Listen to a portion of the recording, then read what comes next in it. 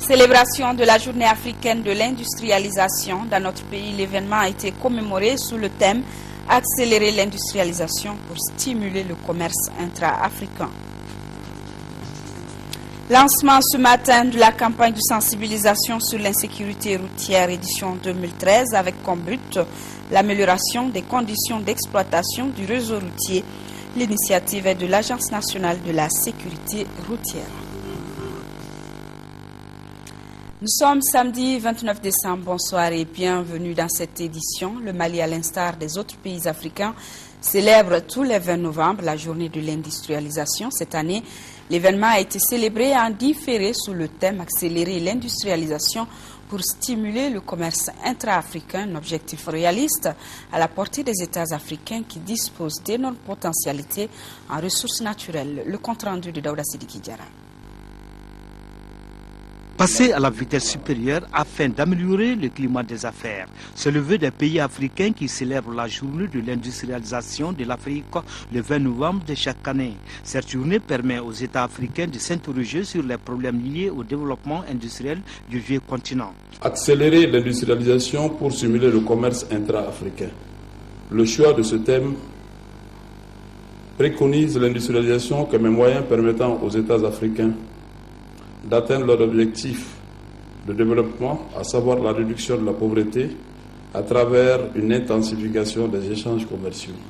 Avec les projets de cimenterie et de sidérurgie intégrée, nous pouvons affirmer, pour nous en féliciter, que la véritable ère d'industrialisation a démarré au Mali. L'industrialisation est certainement le meilleur atout pour sortir les populations de la pauvreté. Ainsi, le développement de l'industrie rurale et du secteur agroalimentaire pourrait en particulier aider à libérer de nombreux Africains de la galère. Cela par la création d'emplois, l'accroissement des revenus et l'augmentation de la valeur des produits agricoles. L'industrie malienne produit essentiellement pour des biens de consommation destinés au marché local et exporte très peu de produits manufacturés en volume et en gamme. Malgré ces faiblesses et contraintes, les opportunités de développement économique et de diversification de la base productive nationale sont nombreuses. Différentes communications sur les structures issues de la restructuration de la Direction nationale de l'industrie seront faites. Il s'agit de l'audit organisationnel effectué en 2009 sur la politique d'aménagement des zones industrielles et sur les thèmes de la journée. La grève des enseignants du supérieur au centre d'une rencontre. Elle a regroupé des responsables des différents syndicats d'enseignants et se situe dans le cadre d'une prise de contact entre ces responsables et le ministre de l'Enseignement supérieur. Occasion également pour les participants à la rencontre d'évoquer les difficultés auxquelles l'école malienne est confrontée. Pour le ministre de tutelle, l'espoir est permis car la disponibilité des responsables syndicaux est perceptible. Le professeur Missaoud Ould Mohamed Lahbib est au micro de Batraori. Depuis que je suis arrivé à ce ministère, je savais qu'il y a une grève qui dure depuis déjà presque 90 jours. Mon objectif étant d'arriver à juguler cette grève-là, je me suis fixé comme priorité de rencontrer les syndicats pour échanger dans le cadre d'une prise de contact en vue de trouver rapidement une solution à cette crise scolaire. Ils m'ont expliqué tous leurs problèmes que je savais déjà et maintenant je vais essayer dans la mesure du possible de trouver en tout cas une issue favorable. Les syndicats sont nos partenaires et nous devons travailler ensemble pour gérer ce département de manière à ce que nous puissions finalement nous trouver dans un contexte socialement apaisé. C'est mon objectif principal. Nos excuses pour la qualité de ces images. De son côté, le nouveau ministre de l'Éducation, de l'Alphabétisation et de la Promotion des langues nationales a reçu les promoteurs d'écoles privées. Occasion pour les hôtes du ministre de lui faire part de leurs préoccupations. Al-Husseini Touré. La solennité de l'événement n'a pas empêché le président de l'association des promoteurs d'écoles privées du Mali de saisir l'occasion pour évoquer les problèmes les plus brûlants de l'heure. Après une année catastrophique en termes de résultats scolaires, dans lesquels l'AEPAM ne se reconnaissait pas, la rentrée scolaire 2012-2013, au vu des critères imposés par le département, nous paraît exceptionnelle à plusieurs égards. D'abord, les nouvelles certifications des établissements, les nouveaux critères d'orientation, la mauvaise gestion des orientations des nouveaux titulaires du DF par les académies et la CPS. La plaidoirie a été bien réceptionnée par le destinataire. Nous avons convenu que très bientôt nous allons nous rencontrer pour prendre les problème par problème et chercher avec eux les solutions les plus appropriées pour l'école. Nous avons pris bonne note des préoccupations du secteur privé de l'éducation. Tous sont convenus de s'accorder mutuellement un certain temps pour étudier les dossiers et proposer des solutions concertées. La coordination des organisations patriotiques du Mali a animé ce matin une conférence de presse à Kati. Cette sortie du mouvement a été mise à profit pour fustiger le traitement actuel du dossier du Nord et rappeler au bon souvenir des Maliens les concertations nationales. Nous retrouvons Al-Hussein Touré. Et revoilà la concertation nationale remise sur la table au lendemain de la formation du gouvernement d'union nationale et le vote de la résolution onusienne en faveur d'une intervention militaire au Mali. La COPAM entend utiliser tous les moyens légaux pour atteindre ses objectifs. Nous pensons qu'il faut absolument faire une conférence de presse pour réclamer la tenue de la concertation nationale avec ses attributs. Et qu'en participant au gouvernement, nous ne renonçons en rien à ce que nous avons toujours voulu exprimer, les retours au peuple malien de sa souveraineté. Sa souveraineté ne peut être obtenue qu'à travers la concertation nationale. La coordination des organisations patriotiques du Mali a exprimé son désaccord quant à une intervention étrangère au Mali, synonyme selon elle d'occupation de notre pays. Le conférencier principal a réaffirmé toute la confiance de son organisation au Premier ministre.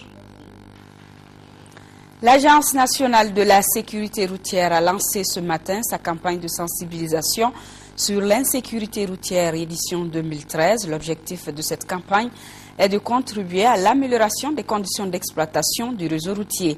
Ce lancement officiel a été présidé par le ministre en charge de l'équipement et des transports à Ouélé-Sébougou sur la route nationale 7, la plus accidentogène de notre pays. Envoyés spéciaux Draman Diara et Garibou Pérou. La vitesse est l'une des premières causes de mortalité sur les routes.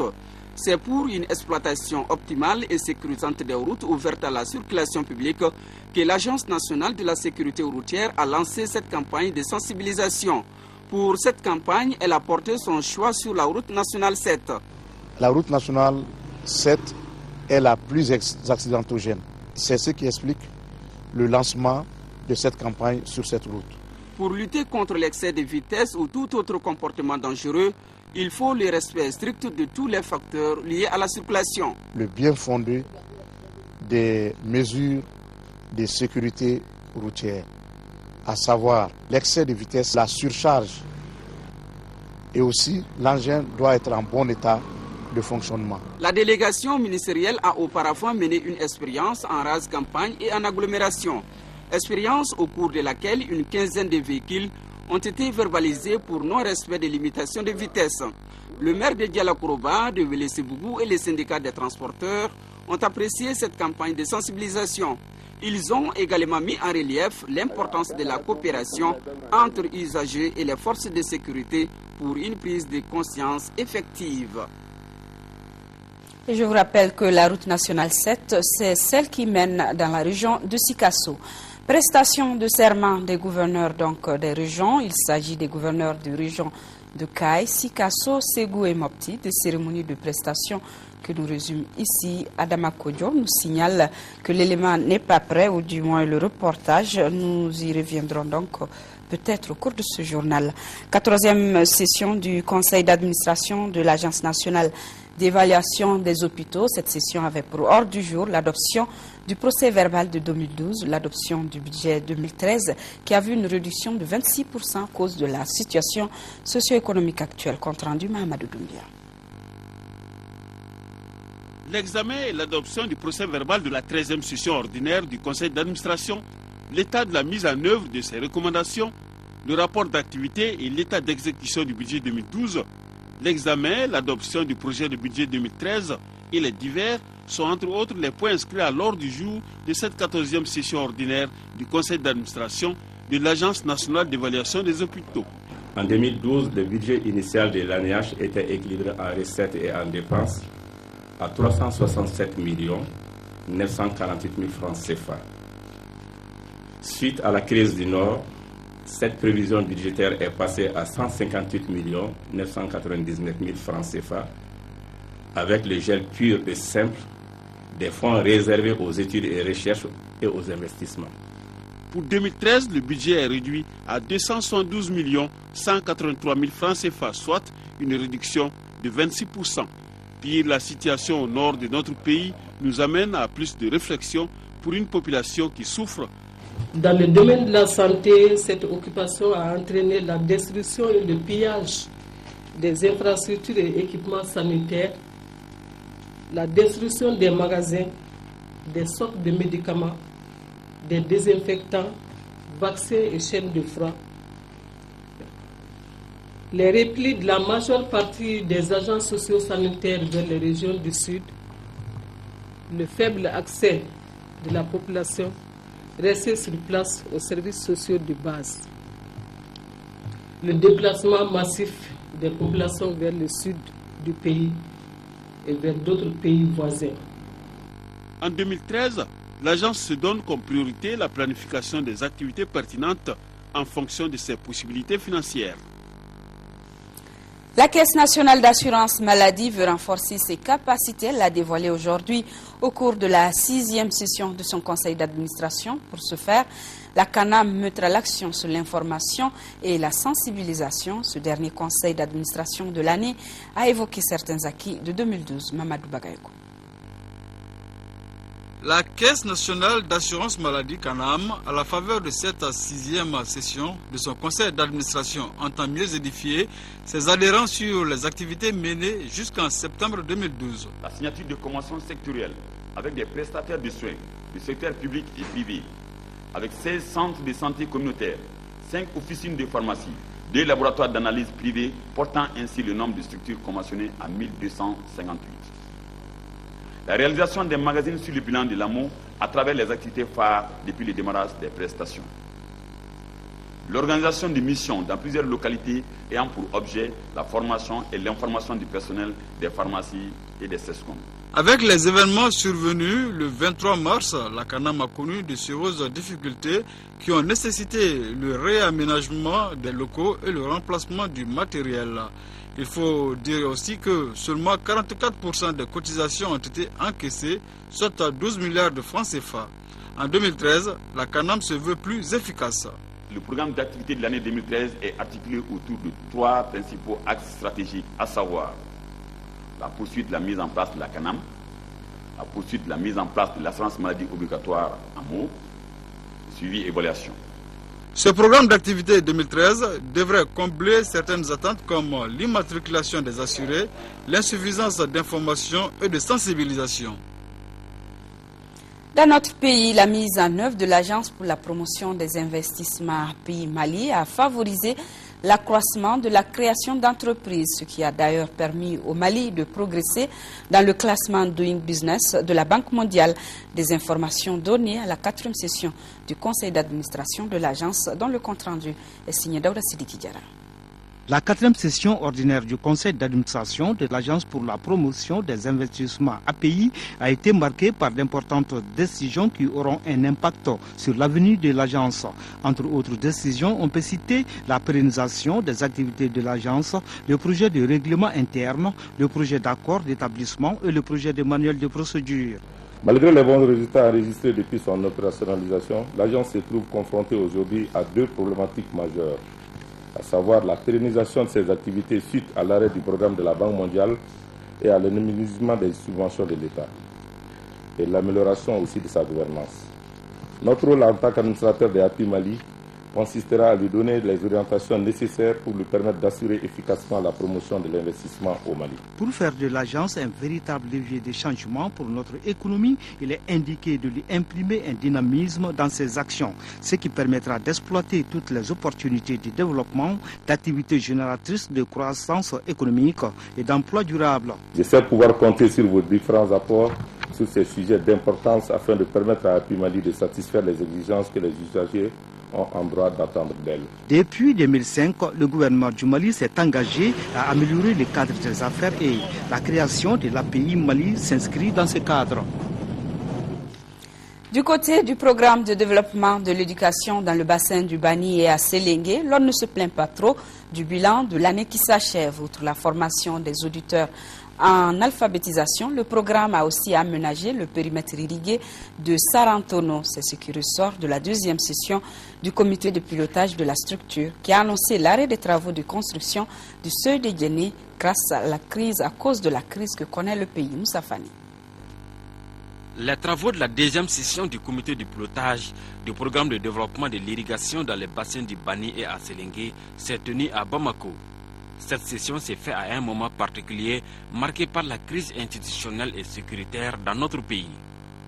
Malgré cette situation, le programme a pu faire certaines réalisations. La construction de seuil de Djéné sur le Bani et à Kourba sur le Sangarani. L'aménagement et la consolidation des périmètres irrigués en submersion contrôlée et à maîtrise totale de l'eau. La réalisation de bourgoutières, de périmètres maraîchers et d'étangs piscicoles. Le renforcement des capacités des différents acteurs. En plus de ces réalisations, certains marchés ont été attribués par les programmes, entre autres, aménagement des périmètres irrigués de Saratomo, la construction des voies d'accès au seuil de Djéné. Le démarrage de ces travaux est prévu au premier trimestre 2013. Le programme a également formé 80 auditeurs en alphabétisation, dont 52 femmes. Il faut rappeler que le programme de développement de l'irrigation dans les bassins du Bani et à Séléngué a pour objectif de contribuer à l'accroissement de la sécurité alimentaire et la réduction de la pauvreté au Mali. Le budget prévisionnel de 2013 du Fonds auto-renouvelable pour l'emploi phare est de plus de 238 millions de francs CFA. Ce budget a été soumis à l'appréciation des administrateurs. C'est à la faveur de la 21e session du conseil d'administration qui a également fait le point des réalisations 2012. Le compte rendu de Sokona Kamisoko. C'est un double exercice auquel se livrent les administrateurs du Fonds auto-renouvelable pour l'emploi phare au cours de cette 28e session. Le premier consiste à faire le bilan des activités réalisées par la structure en 2012, une année pendant laquelle tout n'a pas été rose.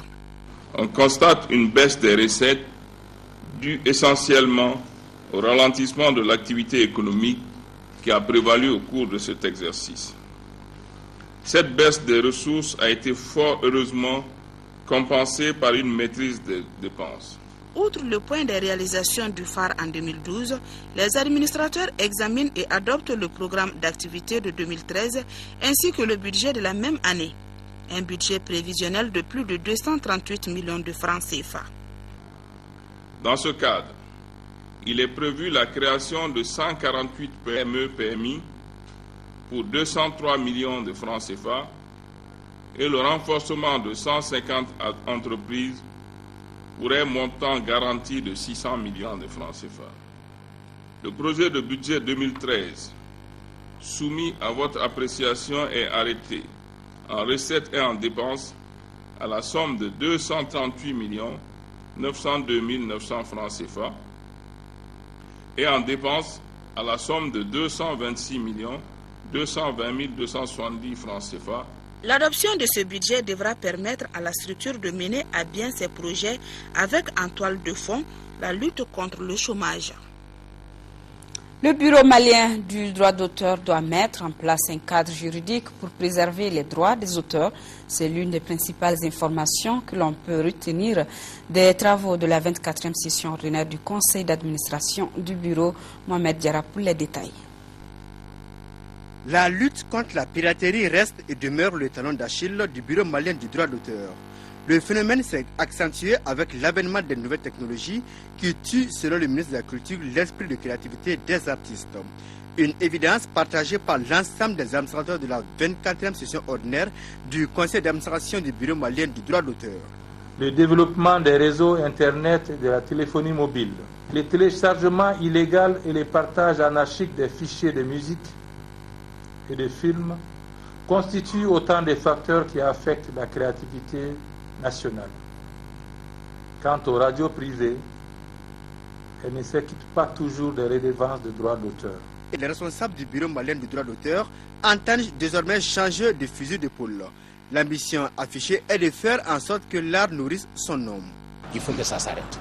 Et pour cela, tous ceux qui s'adonnent à loisir à ce comportement délictueux, délinquentiel, vraiment je voudrais lancer l'appel pour qu'ils s'arrêtent, qu'ils arrêtent ce comportement. Ça suffit maintenant.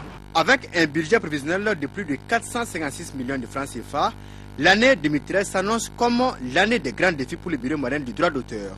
Mais déjà, les responsables de la structure ne veulent pas perdre de temps.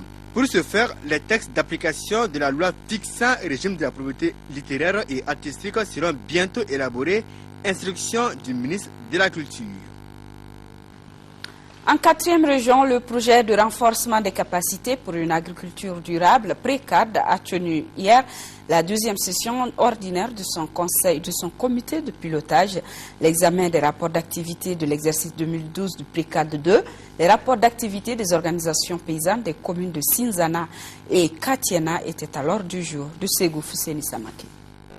Au cours de cette 2e session ordinaire du comité de pilotage du projet de renforcement des capacités pour une agriculture durable PRECAD phase 2, les membres ont examiné les rapports de l'exercice 2012, la mise en place d'une plateforme de concertation des acteurs pour la pérennisation des acquis du projet qui prend fin en 2012.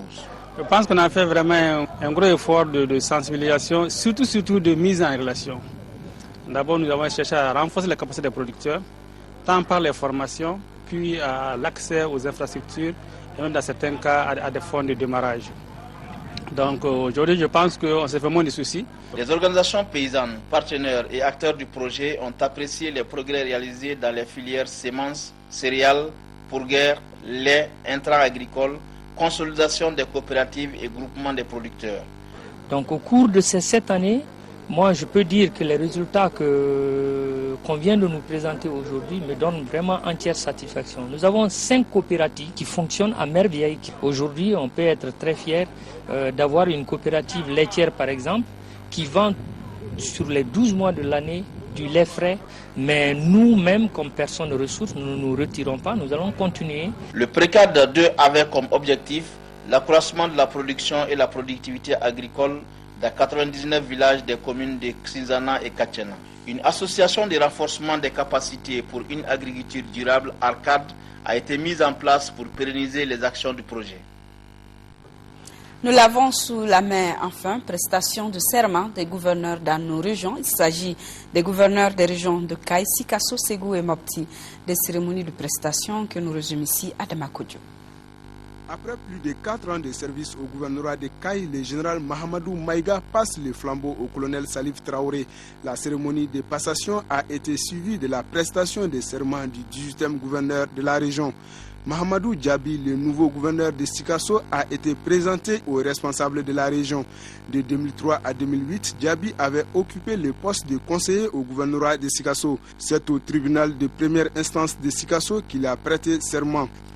Le nouveau chef de l'exécutif régional de Ségou s'appelle Tcherno Boubacar Sissé. Il a prêté serment au palais de justice de la ville. Tcherno Boubacar Sissé a réitéré sa disponibilité à œuvrer pour le développement de la région de Ségou. Auparavant, il avait rencontré les responsables techniques et les 7 préfets des cercles de la région. À Mopti, c'est Ibrahim Ahmad Traoré qui a pris service au gouvernorat. C'était ce mercredi lors de la cérémonie organisée en faveur de cette passation. Ibrahim Ahmad Traoré remplace Seydou Toumani Kamara qui a fait valoir ses droits à la retraite. Les activités ont pris fin par la prestation de serment du nouveau gouverneur au tribunal de Mopti. Après un périple à l'intérieur du pays, les administrateurs et les élus de Kafodi-Guinéo ont rencontré ce vendredi la délégation régionale de Bamako, composée d'une caisse de base et de 23 guichets. Le ressort de la rencontre que Kafodi-Guinéo a également enregistré des avancées sur le plan du sociétariat et du remboursement des crédits, cela malgré la crise qui l'a touché. Le compte rendu de Timoko Konati. À l'instar des autres localités d'intervention, la délégation régionale de Kafodi-Guinéo de Bamako, couvrant les régions de Kaï et de Koulikoro et du district de Bamako, se porte à merveille. La révélation a été faite au cours de cette rencontre annuelle par la direction générale et les élus de l'institution. À titre d'illustration, Kafodi-Guinéo a connu, courant 2012, un sociétariat croissant. À la date d'aujourd'hui, nous avons 24 guichets.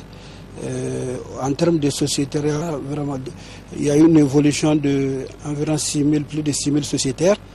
Donc parmi ceux-ci, on peut dire qu'on est à 57 800 sociétaires. Les dépôts sont de 7 milliards 800, les emplois sont environ de 8 milliards. Cette rencontre d'échange de Bamako boucle une série de rencontres que les administrateurs et les élus de Kafodi-Guinéo ont effectuées à l'intérieur du pays.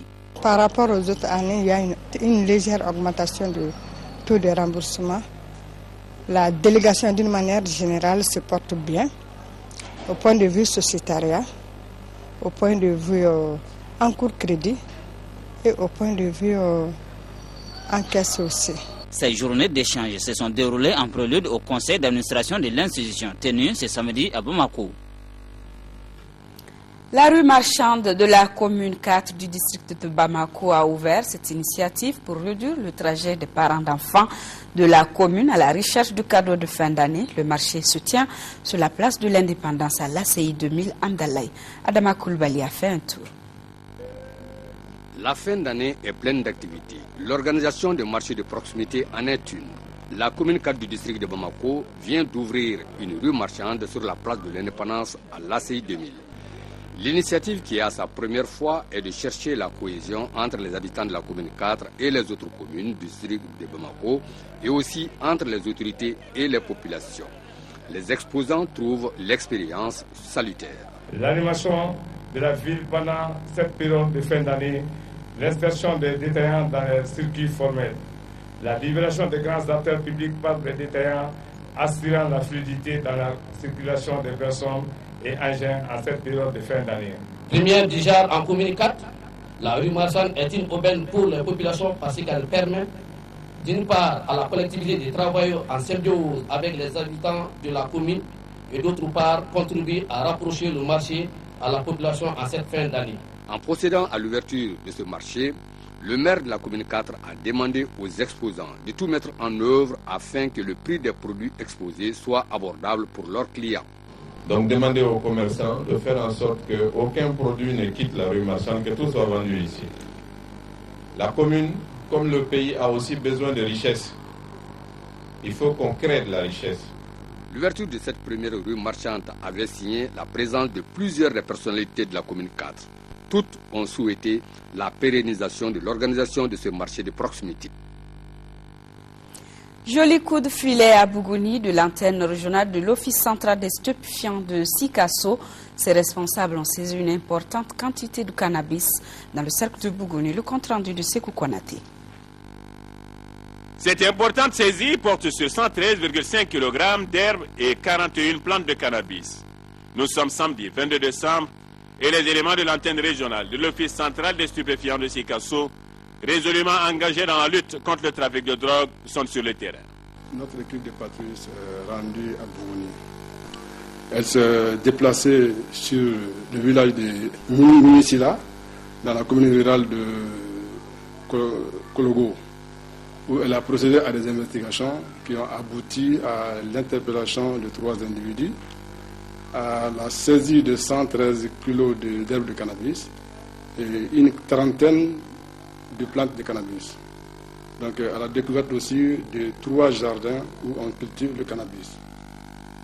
Ouverte en 2011, l'antenne régionale de Sikasso, qui vient de mettre la main sur ces 3 individus et leurs produits, constitue de nos jours un instrument central dans la lutte contre le trafic de drogue en 3e région. La lutte contre la drogue constitue un défi majeur pour la santé publique.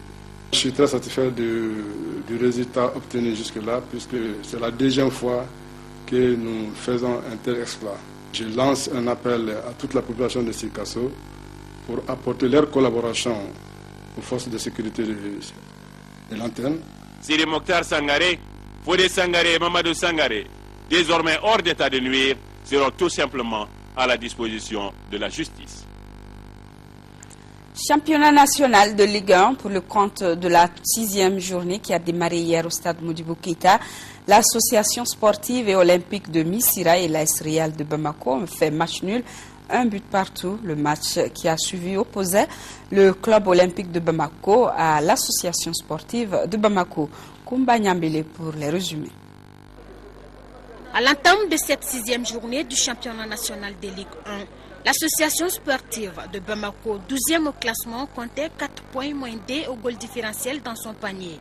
Quant à son adversaire du jour, le club olympique de Bamako, il occupe la 7e place avec 7 points plus 1 à la différence de but. L'objectif pour les 2 équipes est d'améliorer leur position dans le classement.